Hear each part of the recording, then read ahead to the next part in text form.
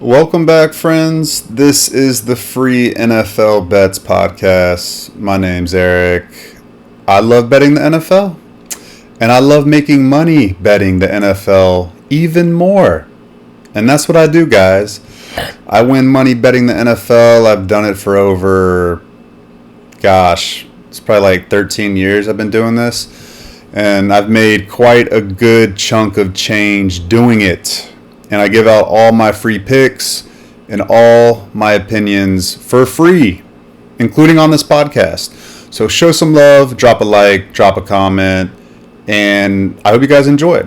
Last week, I was plus 2.5 units. I won my big 5-unit max bet on the Steelers money line. It was scary, but it got there. I've been historically just lights out, guys, on those 5-unit max bets. And I have a couple this week I am looking at. So let's not waste any time. Let's get into it. Game 1, Thursday Night Football. We have the Packers hosting Jaden Daniels and the Commanders. Line is at minus 3.5 to the home team, Green Bay Packers. Over-unders at 48.5. And initially, guys, I was thinking dang, I need to bet the Packers minus 3.5. Hope it goes to minus 3. I still might get there. But I just had a little bit of pause because last year I remember the Commanders actually played pretty well on the road. If you remember recently in the playoffs, they beat the Detroit Lions on the road in pretty much kind of convincing fashion, honestly. They beat Joe Burrow and the Cincinnati Bengals in week 2 of last year on the road on Monday Night Football, a primetime game. They're a good team, guys. They're a veteran team. They've found a way to embrace winning, which hasn't really been Washington's motto in 30 years. And they're kind of have this identity of we are a winning football team. And they beat the Giants soundly, played a really great game. And then same for the Packers. Packers played a great game against the Lions, took it to them. And Jordan Love, I think he's still wearing that brace on his left hand. It's something to keep an eye on, guys. We'll see if that comes into play. But bottom line is this. Short week, Thursday Night Football, I like to favor the home teams because obviously they're not traveling and less going on a short week. And then I think the Packers is the right side, guys. I'll keep it short. I think the Packers is the right side. Total, I can only look over. The Lions' offense, in my opinion, the offensive line is not elite anymore. And Jared Goff doesn't have Ben Johnson anymore. I don't know how good the Packers defense is. I know the Commanders offense is pretty damn good.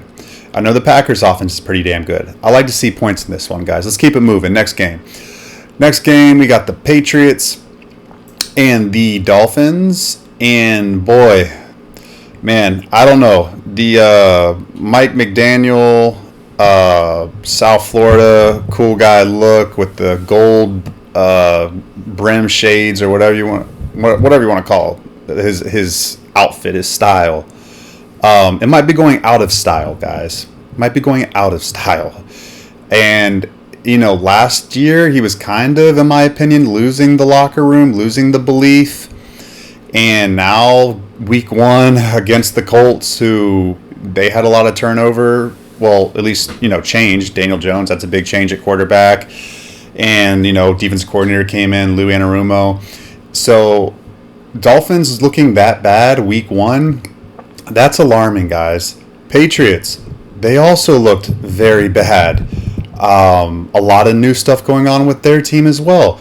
This is, in my opinion, just a make or break game for the Miami Dolphins. They play Thursday night in week 3 at Buffalo, I believe. Is that right? Let me see. Is that at Buffalo week 3?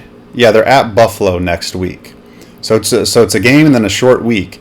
They're not going to beat Buffalo, guys, at Buffalo on Thursday Night Football. That's not happening. So if they lose this game to the Patriots, They go down 0-3 on the season, and Mike McDaniel is looking like he's gonna get fired probably halfway through the season. That's my opinion. Patriots, they have more of a leash. Mike Vrabel, new head coach. Drake May, still a young quarterback. Is the urgency there for them? Yeah, Vrabel's going to make sure the urgency's felt, but I don't know, guys. It's kind of a weird game. I need to do some more research into it and think about it, but I do know this. The Miami Dolphins at home last year against sub-500 teams, they took care of them for the most part, except for the Titans, I believe. Everybody else, they beat, and they cover the spread. I think this is a really good Dolphins spot. I think Mike McDaniel gets the Dolphins to play well this week. Patriots defense isn't that good, guys. It's just not. I know everyone thinks Mike Vrabel's good at defense. If you go and look at his defenses, he's only had like one good defense ever with Tennessee, like maybe two, but like only one elite one. All the rest were below average, guys. Go look it up. I'm telling you, Mike Vrabel defenses actually are not that good. So I'll trust Miami at home, bounce back spot. That's the way I could go with that one. Over under is 43 and a half. And last week unders, there were only like 4 overs in the week, or maybe 5, including Monday Night Football. I think it was a rust. I think it was also a lot of new offense coordinators, new quarterbacks on new teams. Typical week 1 stuff. Communication wasn't there, wasn't crisp. Penalties, just week 1 stuff, guys. I think there's going to be a lot more overs this week. I like the Packers game over. I like this Patriots-Dolphins game to go over. I like that to go over, guys. I think it's a little short. 44, I think it's a little short. Next game up, we got the Jaguars and the Bengals. And I'm going to be playing this game, guys. This will be a 5-unit max bet for me. If you follow me last week, all my official plays, and first of all, before I start, the link is in the podcast. The link is in all my social media bios. It is all free. That is where you find all my official plays. Okay, so go ahead, click that link, get the 5-unit max bet play, guys. Okay, and this will be one. So I'm not going to really talk about this game. -3.5 is the line with the Bengals. If you want my opinion on that, go ahead and click the link. I'll have that bet up probably in the next couple days. This line's not going to move that much, in my opinion. The total is at 49.5, and I kind of like this under. I think it's a little too high. First 2 games like to go over. This game I'd lean to go under 49.5. I think the Bengals defense showed a lot of heart at Cleveland. I think that Cleveland offense is a little bit better than people give it credit for. So for them to bow up and do some good things against the Browns, I think that was a positive sign considering how they performed last year.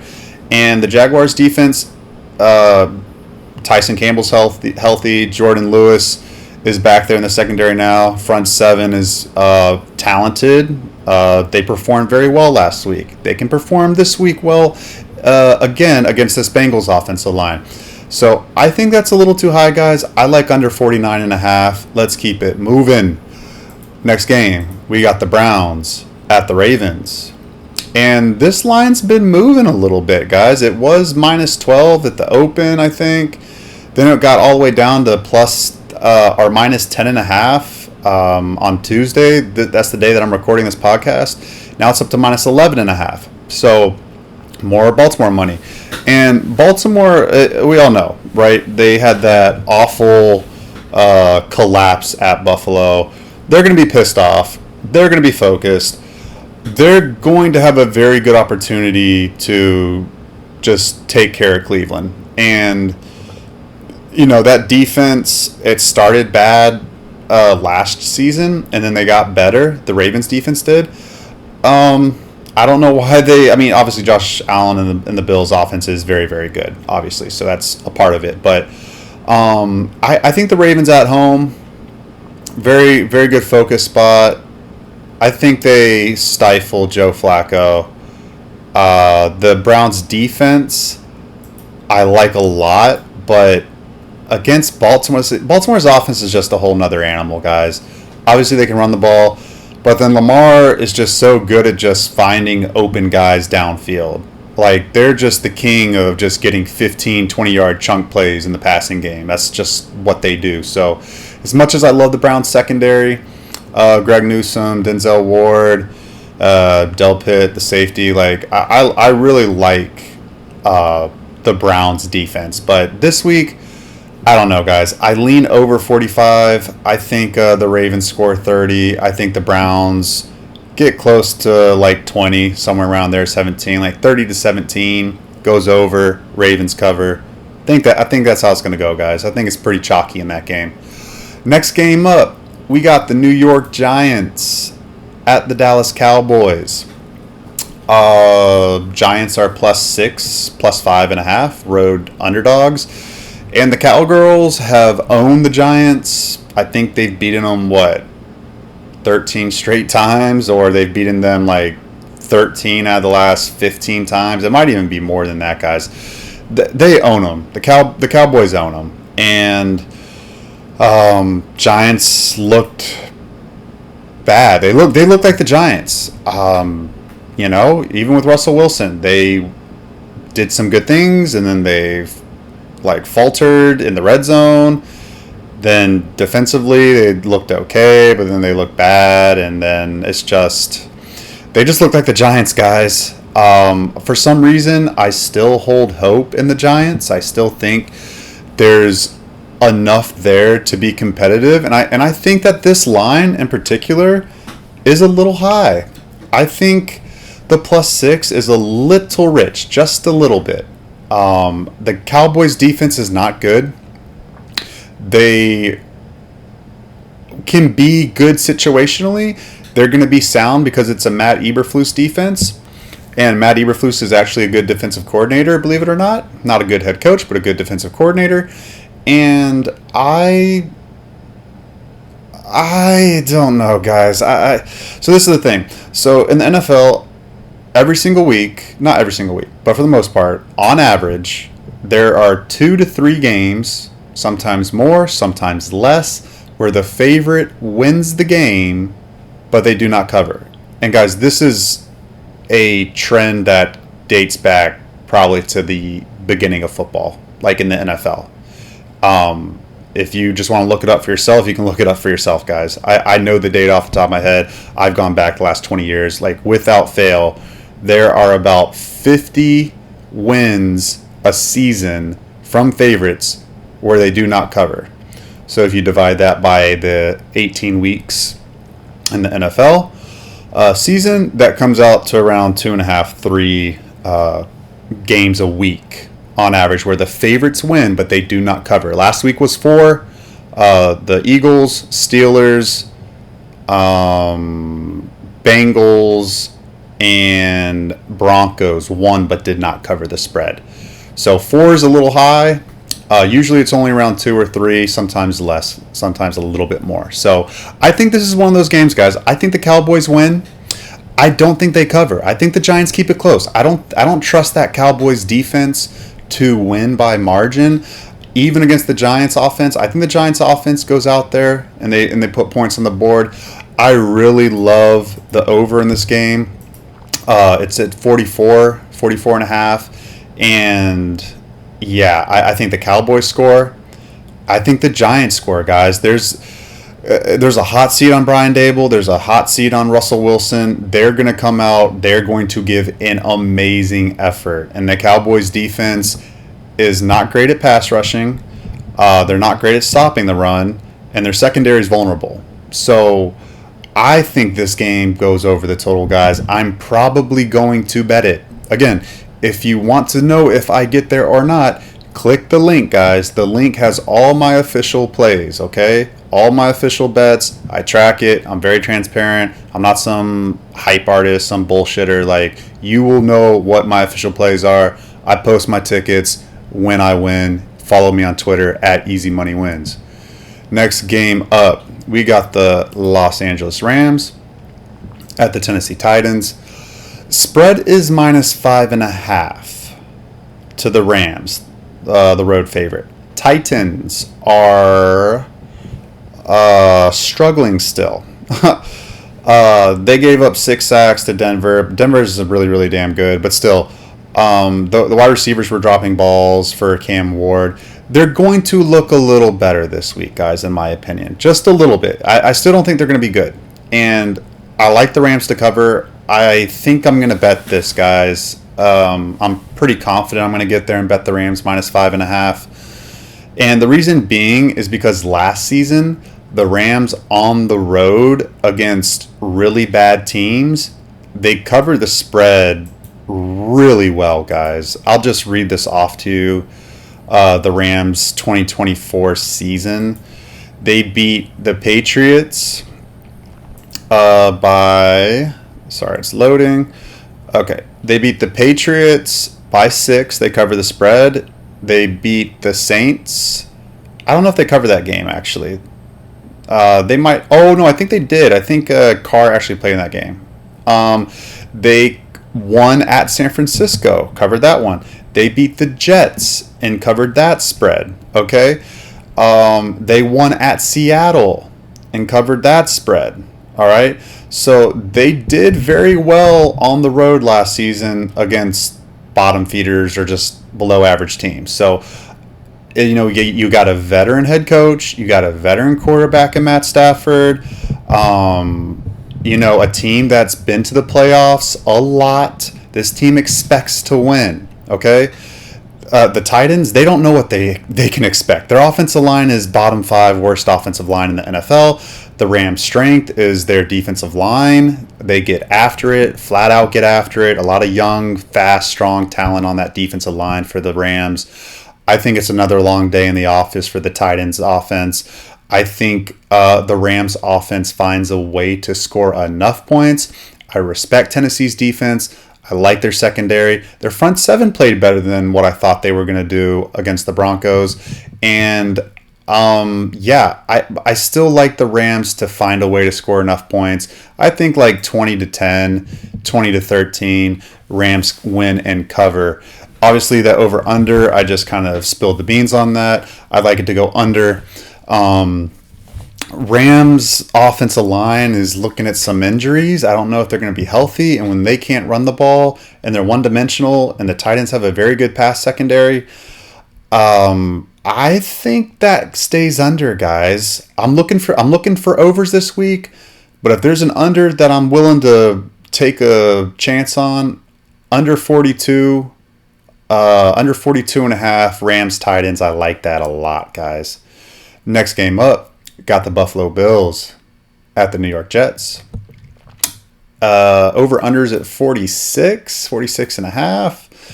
Spread is at -6.5. There's some -7. So if you like the Jets, there's a +7 out there, a couple +7s out there. And I spoke about this, guys. So again, if you're not following me on social media, I did a preview of every single team, and I spoke about the Jets. I spoke about how the Jets, I thought that they were going to be competitive this year. I really still believe that, and they showed that against the Steelers. Justin Fields is in a controlled pass running offense. You know, he passed the ball a lot better than he did last year with the Steelers. You know, a lot of that probably is him not being handcuffed. Tomlin with the Steelers babysat him and like really handcuffed him and not let him, you know, throw the ball down the field a lot. But, you know, this week is a different animal. The Bills defense gave up 40 points. And see, this is the thing. So, like, yeah, the Bills are going to be, like, extremely happy. They won an amazing game against the Ravens. Like, this will be a letdown spot. They'll be overlooking the Jets. The offense might be overlooking the Jets. The Bills' defense got embarrassed, guys. That's a wake-up call. You don't, like, that almost feels like a loss. When you come back into Sunday meetings, Monday meetings, Tuesday, whatever it is, and you start your work week and your defense coordinator's like, we gave up 40 points. There's nothing to celebrate. Like, that's how it goes, guys. Like, I played Division I football. When you give, and I played on defense too, so I know what these meeting rooms are like. Not in the NFL necessarily, but you know, Division I football, it's pretty much the same deal. You go in there and you know you give up a lot of points last week and you win. Like, yeah, team's happy, but your defense coordinator is not happy. Your position coach is not happy. Okay, you can't give up 40 points. That's embarrassing. So I think they stifled the Jets' offense. Steelers did a really bad job of keeping Justin Fields in the pocket. They let him escape in the middle, on the outside.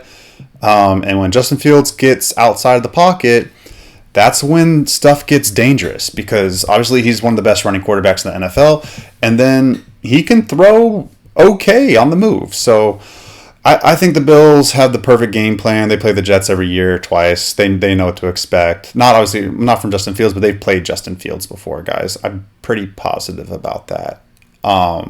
Maybe they haven't, now that I think about it. But anyways, they just played a rushing quarterback, Lamar Jackson. They'll have a game plan. I like the Bills to win. I like them to cover the -6.5. I don't know if I'm gonna bet it. Over unders at 46.5. I think that's a little too high, guys. I kind of like that under as well. The Jets offense overachieved.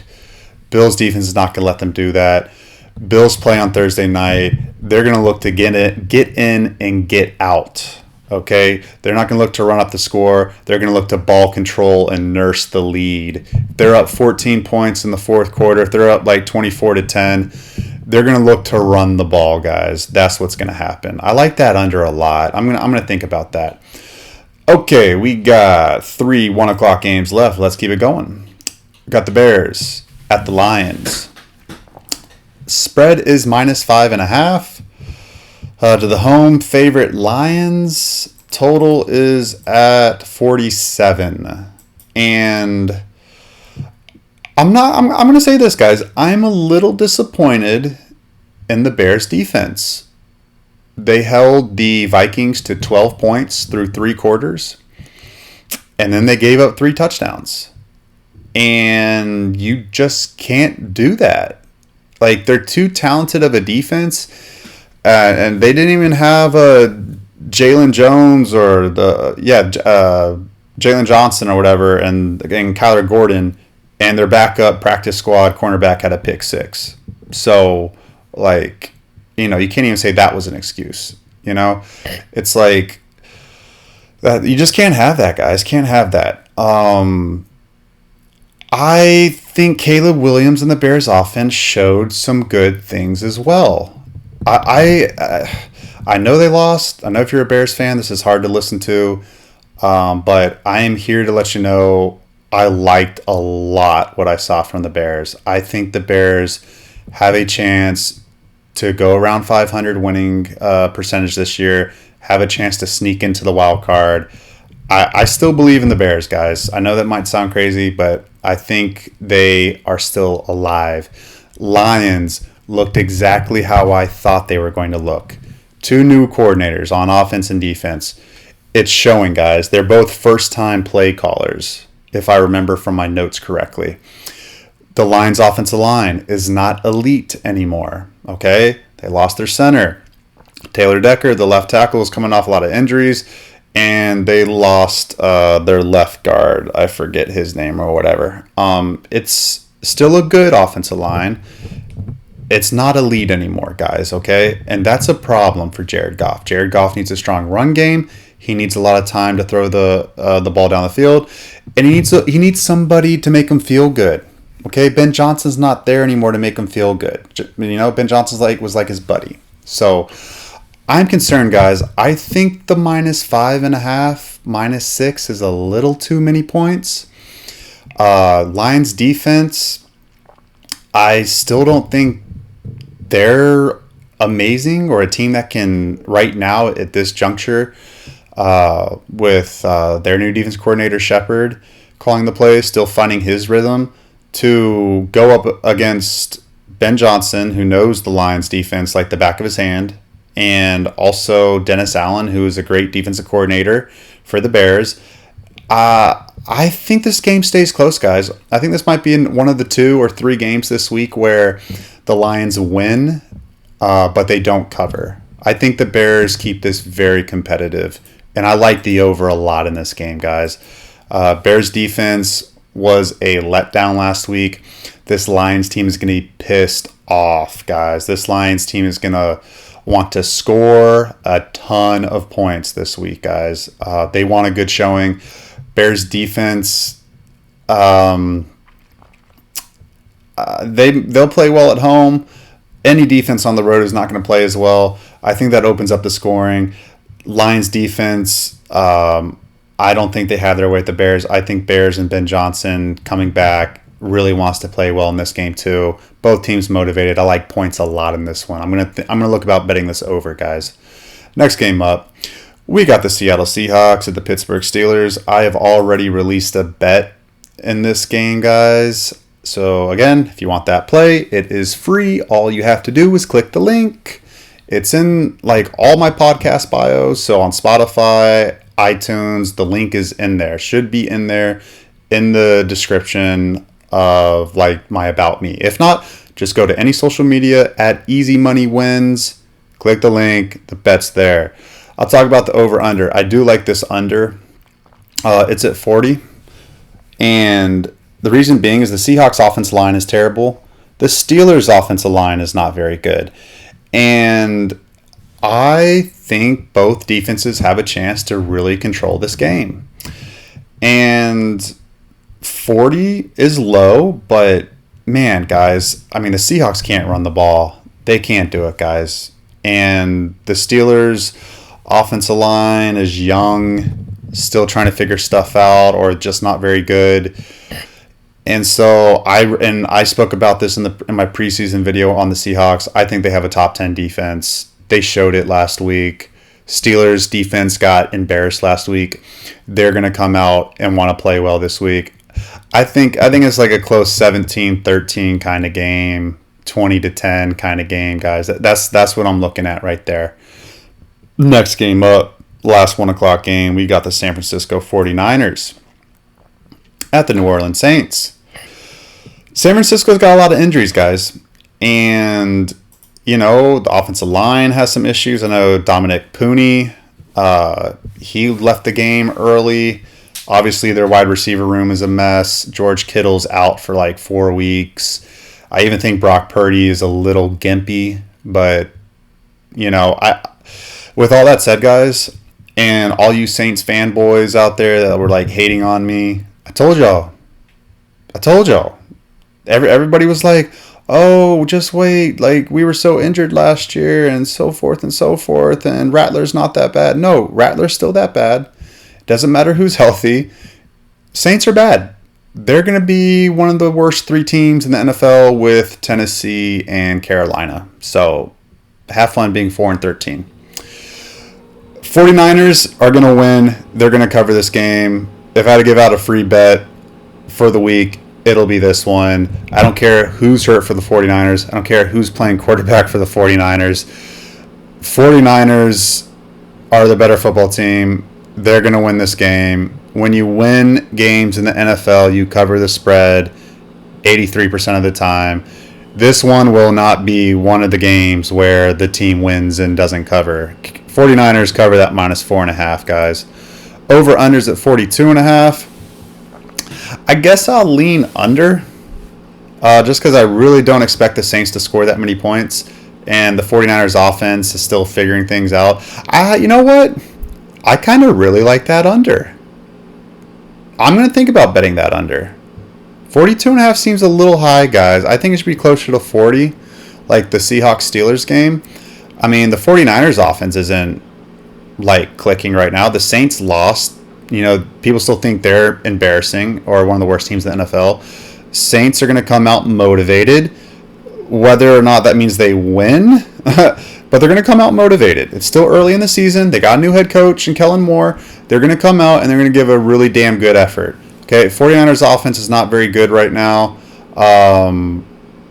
You know, they're not going to be in rhythm. They're not an offense that's just going to throw up 30 points this week, in my opinion.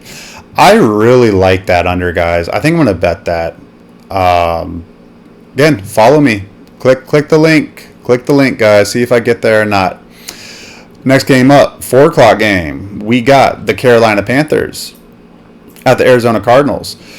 Now, the Cardinals last season won a lot of games by more than 10 points. and they were really good at home for the most part. And they didn't play a they didn't play a crisp game on offense. They did some things that were good. And Kyler Murray was apparently very sick, even though he's running around looking fine. But who knows? Maybe he wasn't feeling that good. But anyways, they're at home. They're 1-0. Gannon, the head coach, you could say he's kind of in a hot seat right now. This is like year 3 of his regime, I believe. And he needs to win. They have a great opportunity in front of them. The Panthers' offense is still not good. Cardinals' defense, if you watch my preseason breakdown on the Cardinals, I believe they have a top 10 defense. I believe their first 4-round draft picks are amazing.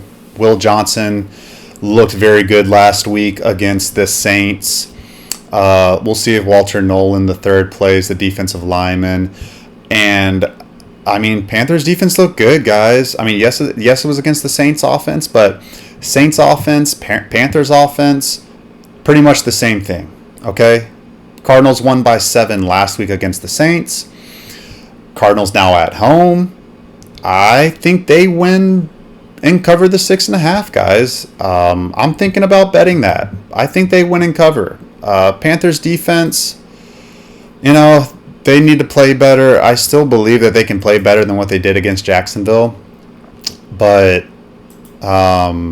this week, I think the Cardinals take it to them, guys. I know it's chalky. I know it's like it is what it is, but I think it's one of those games where it is what it is.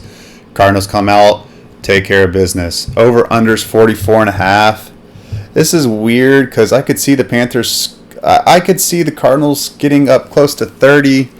Panthers getting like a garbage touchdown. I kind of like over 44.5 here. I lean over. Don't love it, but that's the way I lean. Next game up, we got the Denver Broncos at the Indianapolis Colts.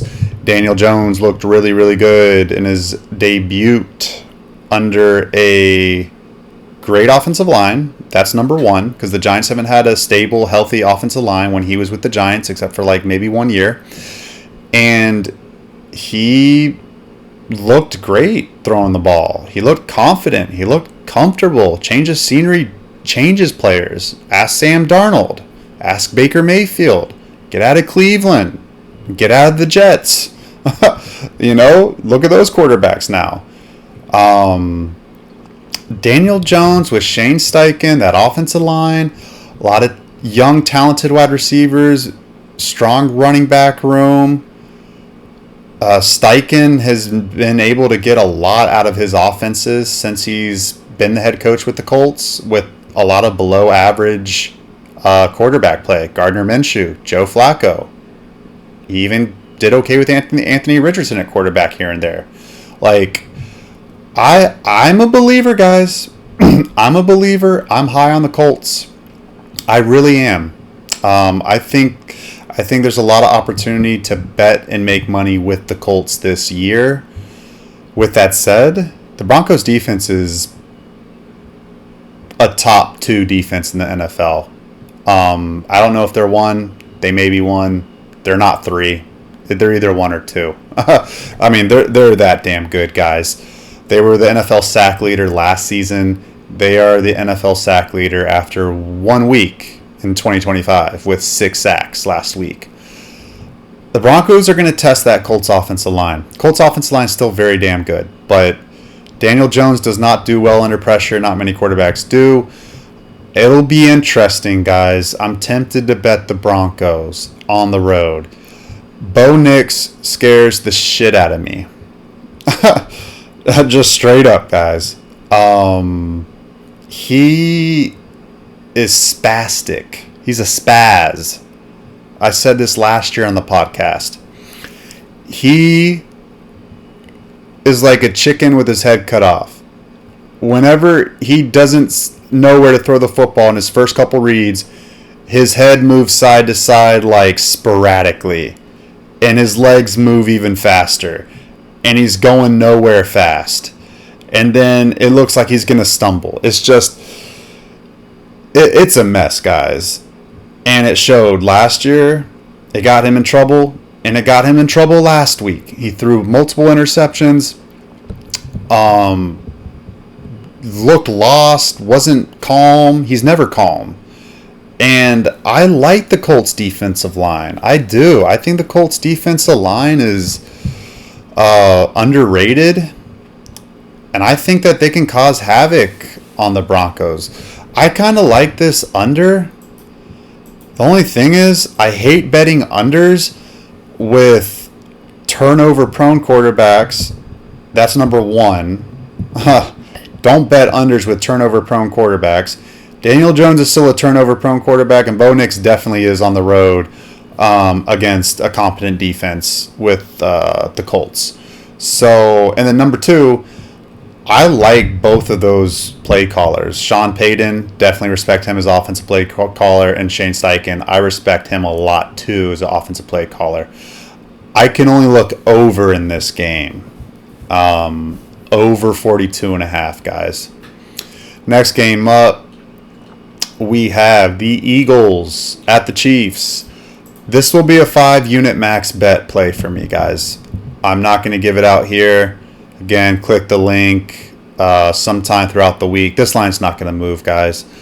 Sometime throughout the week, I will upload it and release my 5-unit max bet there, guys. Big money. This one's going to win. Feel very confident on this one. Over under is at 47. By the way, the spread's basically a pick 'em. Over under's at 47. And I like the over. Jalen Carter's out for the Eagles. He got suspended for spitting on Dak Prescott. And so the Eagles defense, I've spoken about this. They've lost a lot of starters from last year. They did not look good against the Cowboys last week. The Chiefs secondary did not look good last week against the Chargers. Anytime Justin Herbert and Quentin Johnston are scoring multiple touchdowns on you, that's a red flag. Don't feel good about that. I don't feel good about the Chiefs defense. Don't feel good about the Eagles defense. I like points in this one, guys. I think this goes over 46.5, over 47. I like that over a lot. Next game is Sunday Night Football. And it is the Atlanta Falcons traveling to the Minnesota Vikings. These two teams played last year. And Atlanta got embarrassed. Kirk Cousins got... Actually, I think Kirk Cousins played okay. But, yeah. The Falcons, it was close. And then the Vikings pulled away in the second half. Late third quarter, I believe. And then just routed the Falcons. I got to take a deeper look into the Falcons. Because Michael Penix's stats were actually fairly good. But they didn't score a lot. And, when teams get into the red zone, that's it's harder to score. Narrow passing windows, accuracy becomes a big thing, timing becomes a big thing. He's making his 5th start in the NFL, Michael Penix. So I'm not convinced he's going to have a strong game against a Brian Flores defense that creates a lot of pressure and a lot of havoc. Definitely a lot more than what Tampa Bay is capable of producing, and definitely a lot more in a loud building in Minnesota with a very loud fan base. So I'm not high on Michael Penix to have a strong game. I want to watch more of his game last week against the Bucs. Because I am tempted to bet the Vikings minus 4.5. J.J. McCarthy, man, it was the biggest tale of two halves I think I've ever seen from a quarterback, a rookie quarterback, guys, especially in their first start. That was insane. I mean, he's not a rookie quarterback, but he pretty much is a rookie quarterback. He was hurt all last season in his rookie year, didn't play a single game except in the preseason. So this was his first game last week. He looked awful in the first half, literally looked like a complete bust. Then in the second half, look like Drew Brees, Ben Roethlisberger, Tom Brady leading a second half comeback. Like, incredible. Making the right moves, looked poised, ran the ball really well when he was scrambling. Impressive, guys. I think that's more of what we'll see, especially with him at home. Again, there's a couple of offensive coordinators I just really trust to mold young quarterbacks and experienced quarterbacks. Kevin O'Connell's one of them for the Vikings. That guy, I like Sam Darnold, but he got Sam Darnold to look very good. He got the most out of Kirk Cousins when Kirk Cousins was there. He is living and dying by J.J. McCarthy's ability. They let Sam Darnold walk in free agency, and they decided to go with J.J. McCarthy, who's never played, and Sam Darnold looked really good. Sam Darnold won you 15 games last year. So that just speaks to the confidence that they believe and have in J.J. McCarthy. I'm tempted with the Vikings minus 4.5, guys. I think that's the right side. Total is 44.5. I lean under.